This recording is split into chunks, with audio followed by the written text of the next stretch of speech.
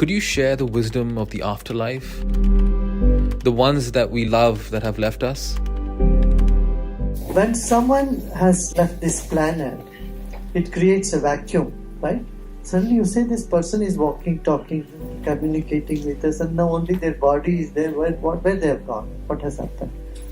What has happened to the spirit? I want to tell you one example which is very close to this phenomenon. You have a television at home and you are seeing a program, and suddenly you switch it off or it gets switched off. Then what happens? You don't see it in the television. The tube is there, screen is there. Also, that wavelength is still there, right? Now in this room, there is CNN, there is BBC, there is all these radio waves are still here. Like that, our body is just a boombox. Just the fact that the boombox is shut, don't think the station is gone. The energy is still there. Now, how to connect with that energy? How to connect with that? There is a way. Silence. If you go deep in silence, go deep in meditation, you can access to those realms. And that is a wordless communication. You can communicate without any words. Non-verbal communication happens. And also whenever you meditate, that you exuberate peace and tranquility, that helps them a lot. People on the other side. They remain as vibrations. The mind remains. And it remains with all its impressions. And the strongest impression it has. And it comes back. So many examples you can see that. There's so many kids have this. All the child prodigies, you see, they all know. A small 4-year-old boy does violin, plays violin so well. You have heard, no? There are many cases now. Life begins after meditation. When you go deep in meditation, it opens up the realm. Many layers of existence are there.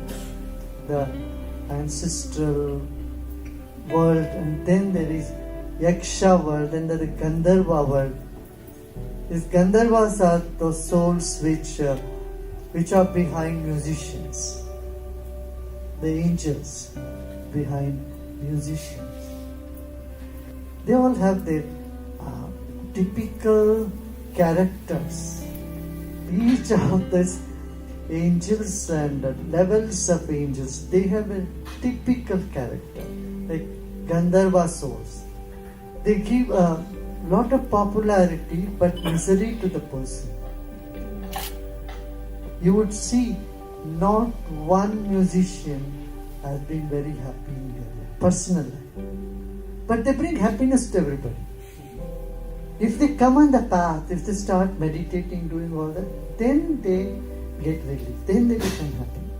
We live in a multiverse actually. There is layers and layers of universe which we don't recognize. We are so hurried doing something, so we fail to even bother to know about it.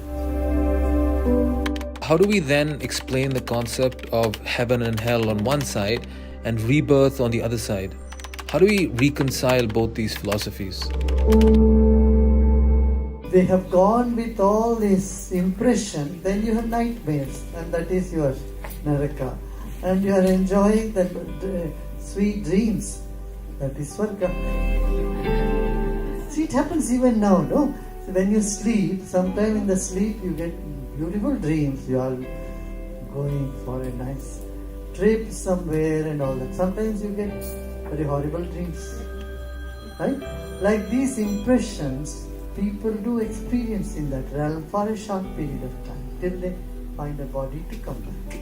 Your dream is not forever. Your dream is only for a short period, right? Then you wake up. Similarly, the Swarga and Naraka are all limited sphere. But if you are keeping your mind free, if you are meditating, chanting and all that, then it's only no Narakas.